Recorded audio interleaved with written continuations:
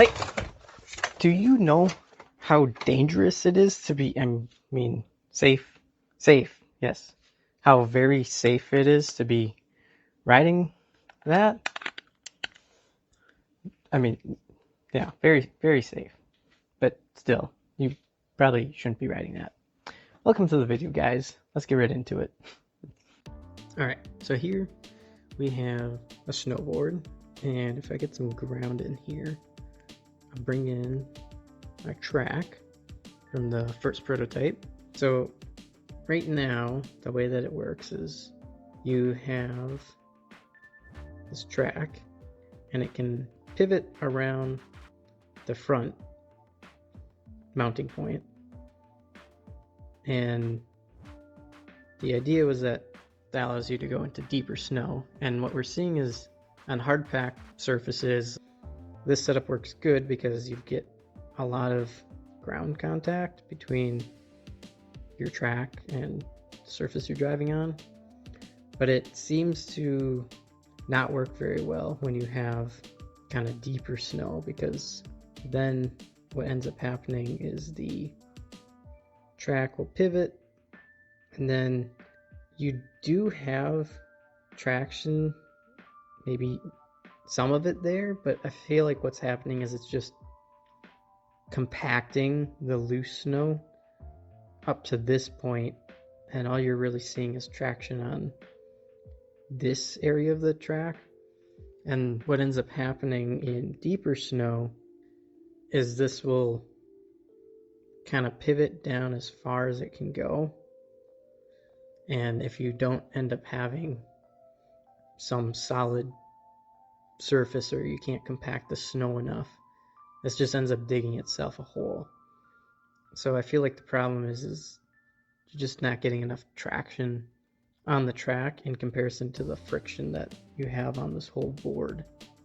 So the thought is, one, this is really big, and it would be quite nice if I could shrink it down and not have that big old triangle up top like that. So making it a lot more compact seems like it would be nice, as well as lighter, because right now it's really heavy. So what I'm thinking is we have this idealized loop instead of the triangle track path, and I do like having the track being able to pivot down to adjust for deeper snow.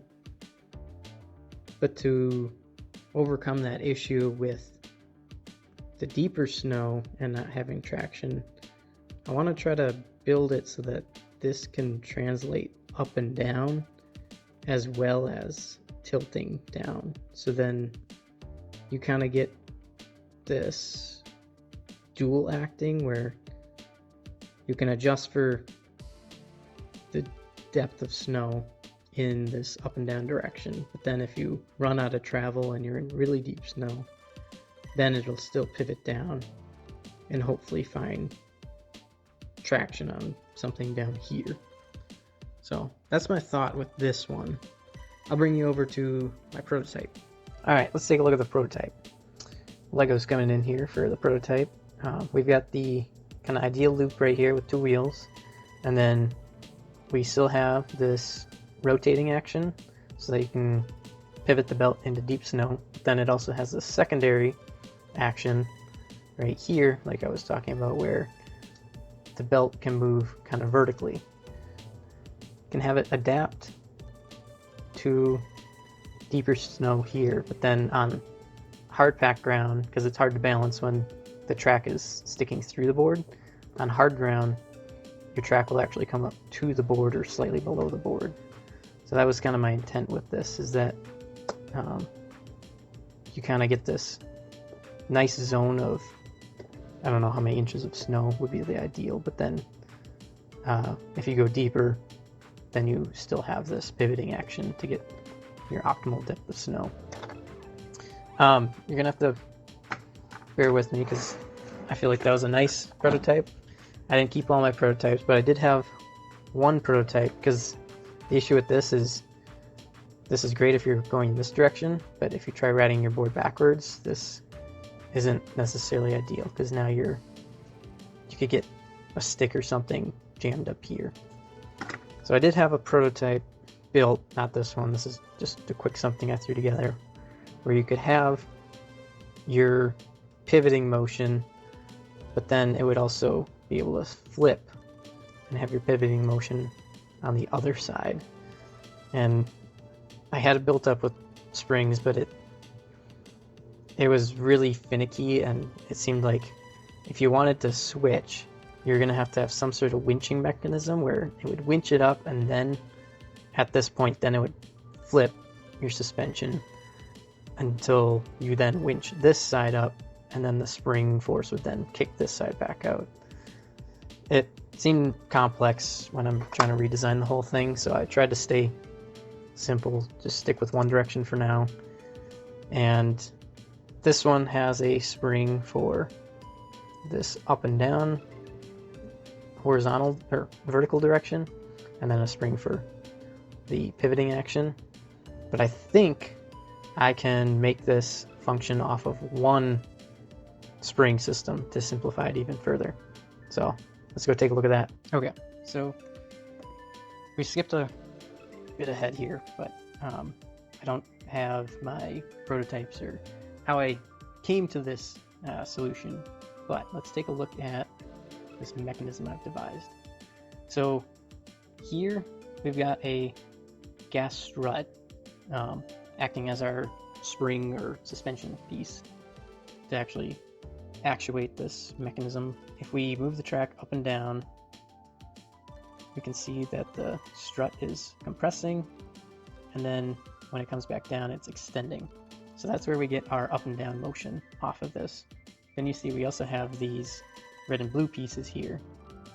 You see that when the track pivots up and down, you're also getting compression and extension on that gap for the gas strut.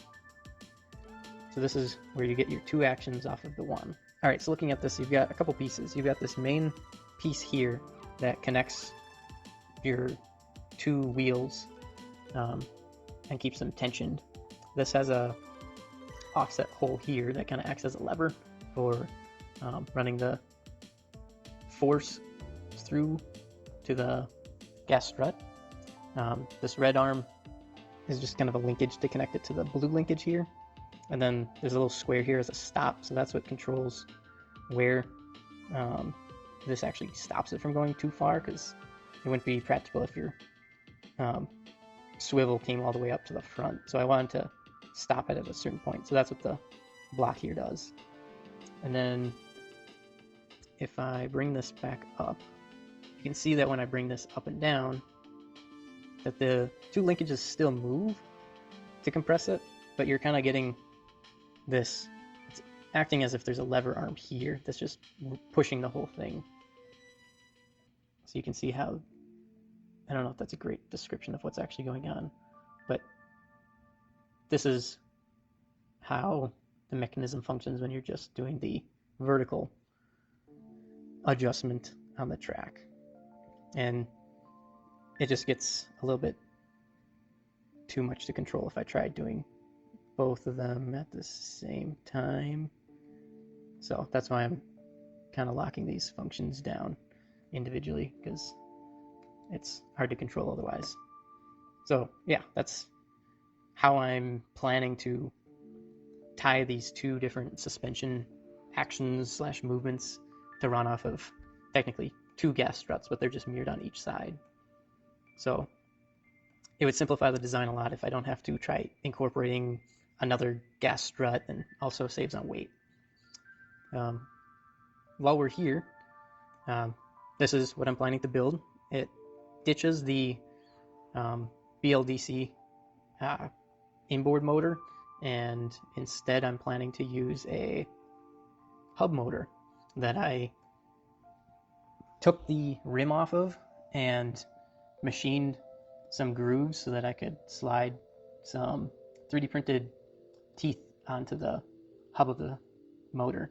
So I had to disassemble the whole motor and then machine in these dovetails so that I could then reassemble it with all of my teeth on here, because the hub normally was just way too big of a radius in order to fit 2 wheels in between my track. You can see that they're kind of close together.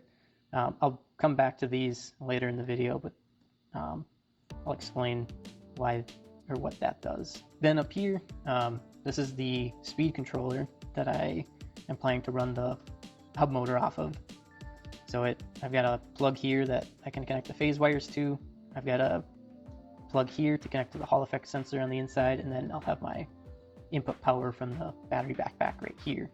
And this is kind of mounted up on this makeshift fender type apparatus so that it hopefully blocks some of the snow from flying up into your face. And then it also is a secondary function of cooling the speed controller, because I've got the aluminum housing mounted to an aluminum plate that then all the snow flies up on. So I'm hoping to leverage some cooling based off of this design. So yeah, let's jump over to building this, at least the parts that I have documented, because again, this was done a couple years in the past now, so keep that in mind. Originally, I 3D printed the track out of TPU on my printer, which actually worked really good. It was nice and flexible, but then I realized on my first ride that the cold weather made it stiff, and the track ended up destroying itself by cracking into little bits and pieces, as you'll see. So I had to then switch to like a zebra track with some softer 85A Ninja Flex in between the stiffer stuff, so that the blue stuff actually didn't reach its glass transition temperature and actually held up and stayed flexible in the cold. So that's what you'll continue to see. Here is the finished drive unit. Inside the track, I have these white fingers, that's what I'm calling them, on the top and the bottom. But essentially what this does is, when I would run this, snow would get in here, and because there's no way for the snow to really get out except for these tiny little holes, which snow doesn't really come out of there, the snow would build up in here, and then it would start to expand the track off of the wheels. And then because the hole in the board is only so big, your track would get bigger and then jam up because these pieces would hit the edge of the hole. So the idea is that these scrapers in here would kind of ride on the wheel and scrape any sort of snow that built up, to keep snow from, if you're going this direction counterclockwise like this scraper would scrape any snow that's being brought up to keep it from building up as this track makes the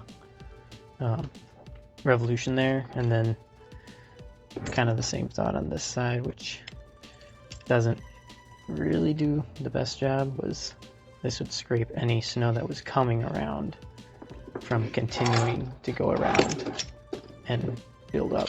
I don't know if there's too much to really show off here without it on the board.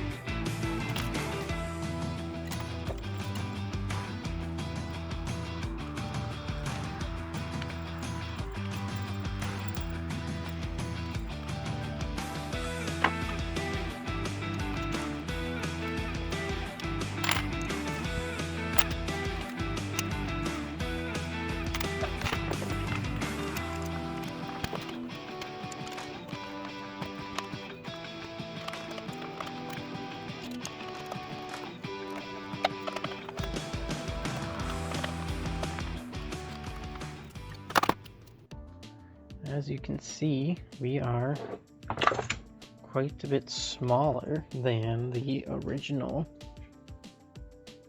V1 triangle track version, and we hopefully have this optimized suspension where we can pivot down just like the original, but now we've got quite a bit more like through board depth with this full ground contact.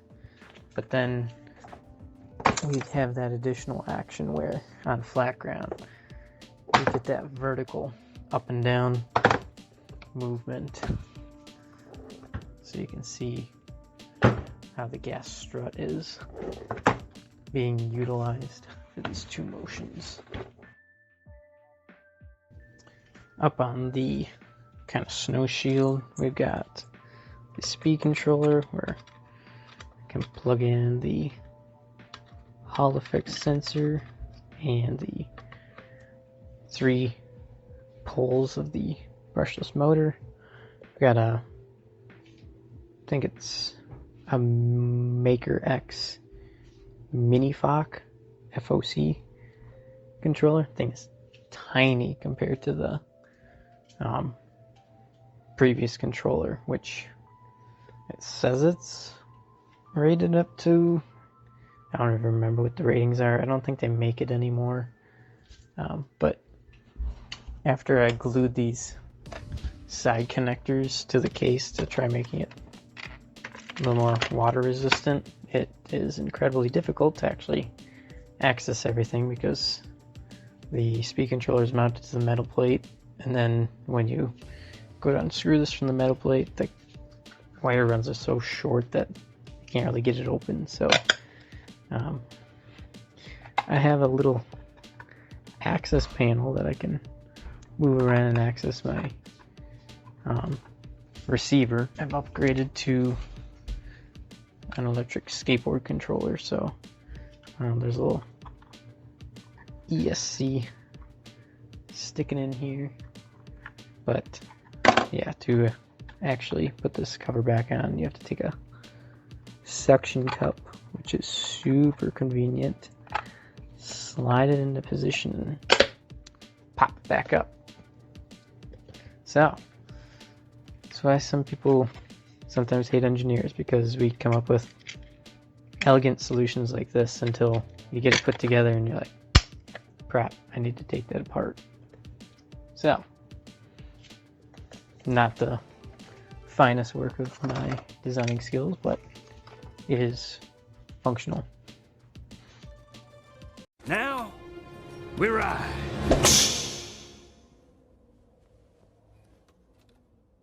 That means we're riding now. This moment.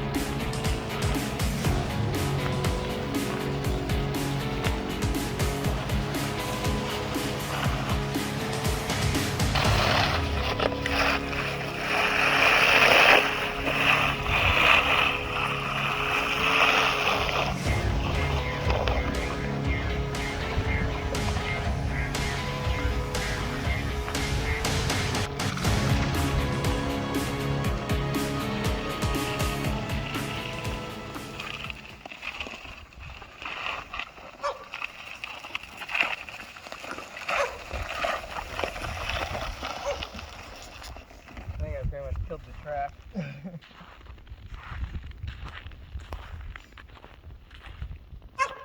Okay. Well.